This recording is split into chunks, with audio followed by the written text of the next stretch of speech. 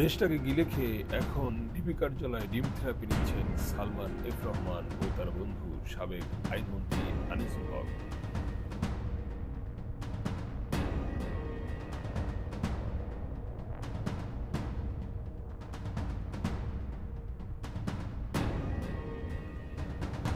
Bangkok ও share বাজার চষা Salman F রহমানের পরিণতি কি হতে যাচ্ছে?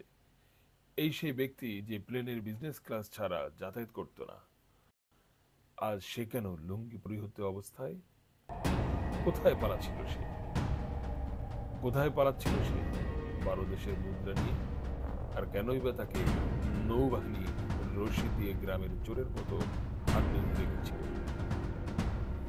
ডিবি কার্যালয় থেকে কি কারণে আদালতে নেওয়ার সময় আইনজীবী ও সাধারণ মানুষ ডিম ছুঁড়ে মারছিল, ফাঁসি দাবি করছিল কোর্টের মধ্যে থাকা আইনজীবীরা? সালমান এফ রহমান ধরা পড়ার আগ পর্যন্ত ভরসা রেখেছিল নৌকায়। তাতেও শেষ রক্ষা হয়নি, ধরা পড়তে হলো নৌবাহিনীর হাতে।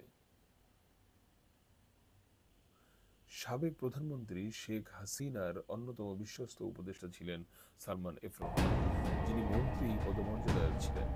বর্তমানে তিনি পুলিশ হেফাজতে থাকা আসামি। নানা রকমের আর্থিক কেলেঙ্কারিতে জড়িত থাকার বিষয়ে আলোচিত হলেও তাকে গ্রেফতার করা হয়েছে একটি দোকানের কর্মচারীকে হত্যার মামলায়।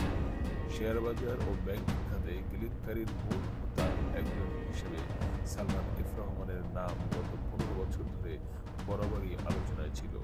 বর্তমানে দেশের এই দুই খাতই বিপর্যস্ত।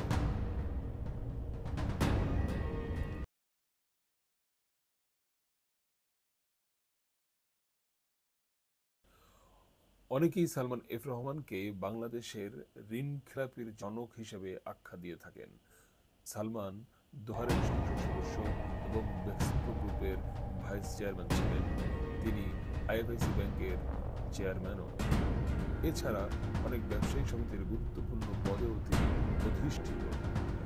রাজনৈতিক বিশ্লেষকরা বলেছেন, আওয়ামী লীগ সরকারের নীতি নির্ধারকদের মধ্যে তিনি ছিলেন অন্যতম প্রভাবশালী ব্যক্তি। সালমানের বেক্সিমকো গ্রুপ জনতা ব্যাংক থেকে বিপুল পরিমাণ ঋণ নিয়ে ব্যাংকটিকে ঝুঁকি ফেলেছিল। সেই ঋণের পরিমাণ ছিল রাষ্ট্রায়ত্ত এই ব্যাংকটির পরিশোধিত মূলধনের চেয়ে 9 গুণ বেশি। এটা তার বহু কাজের একটি উদাহরণ মাত্র। 1972 সালে কমোডিটি ট্রেডিং কোম্পানি হিসেবে সালমান ও তার বড় ভাইয়ের প্রতিষ্ঠিত বেক্সিমকো বিভিন্ন সময় খেলাপি ঋণ পুনঃতফসিল করার জন্য নতুন নিয়ম তৈরি বা সংশোধন করতে নিয়ন্ত্রকদের বাধ্য করেছে। এর মাধ্যমে আদালতের আদেশের বিপরীতে নিজেকে সুরক্ষিত করেছিলেন তিনি।